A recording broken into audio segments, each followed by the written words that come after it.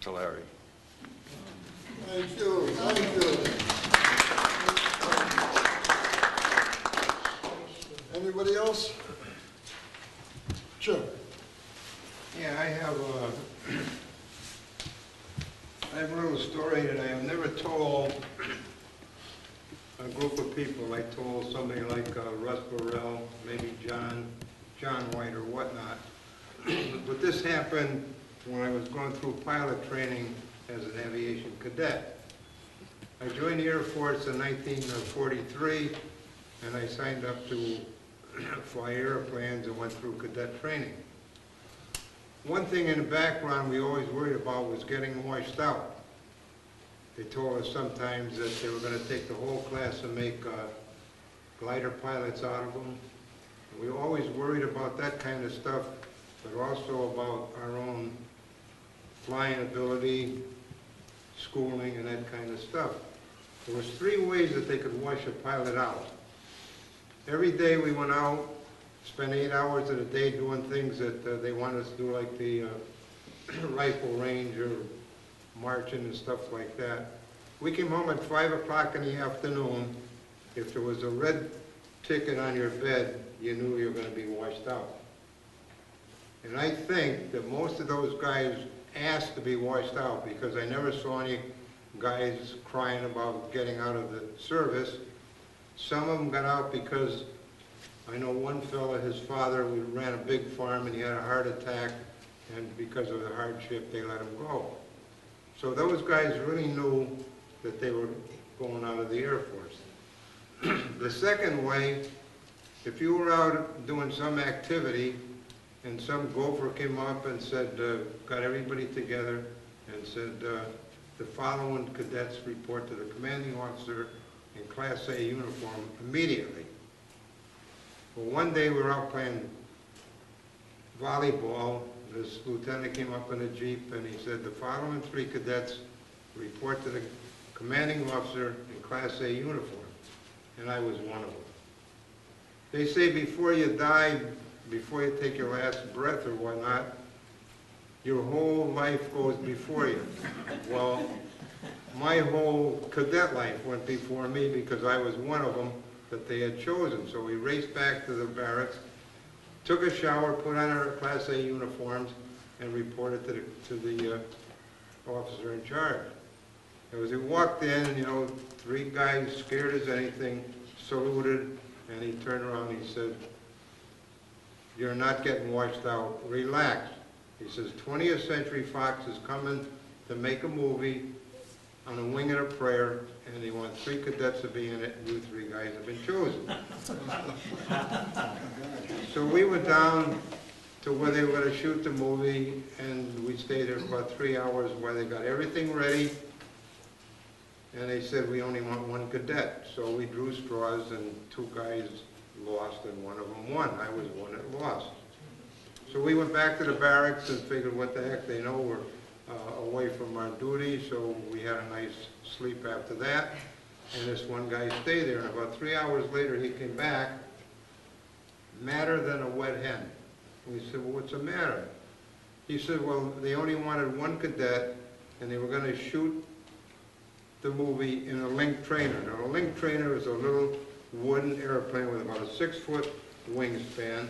It had a cover over the top, and the cadet got in the trainer, shut the top, and it was dark in there, and all he could see was the instruments, and they would give him a prescribed course to fly, and he would do it. And the instructor on the table had a map, and he could follow him, and he ran all the radio signals and whatnot to where he was going to go, and he could check them. He said they wanted me in a link trainer while I did this, and while they shot the movie, they put the cover over the top of them. So he said they didn't get my face, and that was the end of that. The other way, the third way, was the worst way of all. I had just made my 25 takeoff and landings in a BT-13, and I knew that that day I was going to break away from the traffic pattern, and I could do anything I wanted. I could go out and I could fly under a bridge or through a cloud or whatever I wanted to do. As long as I didn't get caught, I was on my own. I got up early that morning, I took a shower, I went down to the mess hall, I was gonna get a good breakfast, and I said, well, I'll go down to the ready room and see what airplane I'm flying today. There was a big chalkboard on the wall, and it had lines with all the cadet names in there, and next to the name was a little box where they put in the 3 numbers of the airplane we're gonna fly. And I looked at my name up there, and I almost froze because it said Captain Bell, no number. And I thought, uh-oh, I'm going up for a check ride. And I couldn't imagine what I was going up for a check ride for. They usually tell you did something wrong, and this is why you're going for a check ride. And here I was, nobody said anything. The next minute I know this captain came out and introduced himself, and he said to me, we're flying 018 today. He said, go out and pre-flight the airplane. So when I went out, I found the airplane and I pre-flight, and I mean, I gave it the pre-flight that you never give an airplane. From wingtip to wingtip, nose to tail. I got in the airplane, I double-checked, triple-checked everything in the airplane. I felt the airplane shake a little bit. I knew it was him. He jumped up on the wing, he tapped me on the shoulder, and he says, take me up to 8,000 feet. And I said, oh geez, 8,000 feet, that's where we do all our aerobatics, and we were going to go over there. I started the airplane, called the tower gave me directions to get to the takeoff. I checked the engines and everything out, the engine out there, lined up the airplane, and I started down the runway. The BT-13 was a very forgiving airplane. It was a tail dragger, and at 200 feet, 300 feet, the tail end would come up off the ground, and you'd be riding on your main gear. Somehow or another, the airplane didn't feel right to me. We were going down, it felt slow, it felt sluggish, and I'm looking down ahead. At the end of the runway, there's a 300-foot fence off the end of the runway. There's no way am I going to make that fence down there. Out of the corner of my eye, I see the sign that said the point of no return. I couldn't pull the throttle back then because I'd have slid out into the fence one now. I probably lost about a quarter of perspiration from each arm. Flying down, and I finally made up my mind. I got down at the end of the runway, I pulled the stick back in my stomach, and I cleared the fence by about 300 feet. I had it made without any problem. On takeoff, everything has to be forward. Your throttle has to be up against the firewall for maximum power. Your mixture control has to be forward because if it's in the back position, you're shutting the engine off. But the prop control has to be forward, and I looked down and it was in the back position. Now I swore that thing was up at the beginning, and I wasn't getting enough pull on the airplane. That's what didn't take it up, so I said, well, I grabbed the thing and I just started to slip it up, and I heard his voice holler, I know where it belongs, get it up there. So I shoved it up there, and I said, uh-oh. I just busted the ride. That's the end of my cadet days. So I said, nope, I'm going to fly this airplane, and said he'll never forget this ride. So I buried my head in the cockpit.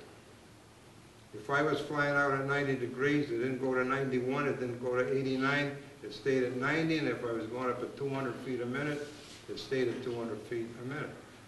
It was a clear day, no, what do you call it, the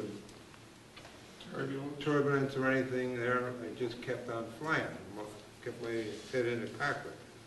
I turned a little bit, and I finally got up to 8,100 feet. I pulled back the throttle to cruise level and whatnot, dropped the airplane down, and I was exactly 8,000 feet, exactly what we should do, and exactly the way we were always taught to do it. So he said to me, give me a 3 3/4 turn spin to the right. Well, the first thing you do is you do a 360-degree circle so that you can look down and see if anybody is below you. I gave him the spin to the right, then he wanted one to the left, then he wanted some snap rolls, he wanted a few loops and a few stalls and that kind of stuff. And when I got all through, he said, it's my airplane. I said, okay, it's your airplane. So he took over, And I said, well, I'm going to watch him and I'm going to see how well he does. So I held onto the stick with my fingers and the rudder pedal, and I followed him all the way through to see how much pressure he was using and that kind of stuff there. And then I heard the 3 words that every cadet likes to hear: take me home. Well, I looked out, and I had no idea where we were. I was lost. I looked at the horizon. I didn't recognize anything. I looked out. I saw a great big factory down below. I had never seen that factory before in my life. So I said, well, I don't know what to do. So I started flying 2 minutes in this direction and turn 2 minutes here and there, see if I could pick up something. And they always know when you relax a little bit. He pulled the throttle back and he said, forced landing. Well, the first thing you do in a forced landing is you check your fuel selector switch to make sure it didn't run one of the tanks dry. Next thing you do is you crack your canopy so that you can get if you do crash, you can get your crowbar in to get the pilot out.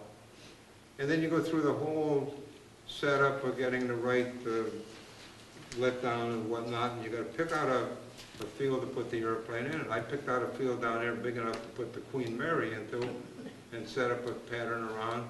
You look down below for smoke or any sand or any wind or anything blowing to see which way the wind is blowing, so you come into the wind. And they always taught us, if you can't find anything, look for some woman hanging out her clothes and see which way they're going. I had everything perfect when he says to me, do you see that water tower off your left wing? And I looked out, and sure enough, down below by that factory was a water tower. It looked about as big as your finger here. He says, I want you to put the wheels on that water tower down below. We were about 7,000 feet. So I set up a pattern, rectangular pattern around that water tower and got down low enough, and I figured that the terrain down there was flat, so it had to be like the airfield, wherever the heck that was. So I figured at 1,200 feet I would be at traffic altitude, so I set up the pattern around that. I was on a downwind leg now, and I could look out and see the tower off to my left. I could see people out there coming out of the factory waving and everything else. I got up to the other turn there on the downwind, going on the downwind, and I hit the base leg. On the base leg, I dropped down around 20 degrees of flaps. Slowed the airplane up a little bit, and then I turned on the final for that tower. The water tower now looked about as big as a garage. And I said, I'm going to hit that thing. I don't care if the wheels knock it over. I don't care if the wheels go through it. I don't care what happens. That's what he told me to do. I looked in the mirror, and he had his head back against the window there, and he had his eyes closed, and I figured he was sleeping, so I had it made. I dropped it, cut another 5 degrees of flap, slowed the airplane up, the nose dropped. I was just ready to hit that water tower when he slams the throttle forward, grabs the stick, pulls it back, puts it up on a wingtip. I look down, we're about 300 feet now. I look at the women and people down there waving. I give him a little half-assed wave. He rolls it over on the left side. We go up over the building there, and it's about a 4-story factory, and it had a big roof there, slanted. We go over the top, and I look down on the other side of the roof, in 6-foot white letters, it said Bakersfield, California. In that direction. Well, you don't think I wasn't the happiest cadet that night. I flew that airplane back like I was Lindbergh. At that time, all the airplanes were coming back into the field because we all took off 2 hours early and were all coming back. So the first guy coming back, of course, he gets the prime spot. He's right next to the field, so he goes in. And by now, they're all lined up about 10 miles out. And I wasn't going to go 10 miles out and get in the back there. I waited until I saw a little extra spot between 2 airplanes. I jumped into that spot, went in and landed, parked the airplane, and he got out of the airplane, never said a word. I never saw him again. I went looking for my instructor. I said, what happened today? He said, geez, I'm sorry. He said, I wish I was looking for you. I couldn't find it. He said, I wanted to tell you, you were going up for a check ride today, but it was not to check you or any cadet. It was to check to make sure I was giving you the right instructions. Always wondered what would have happened if he told me beforehand how I would have done on that flight.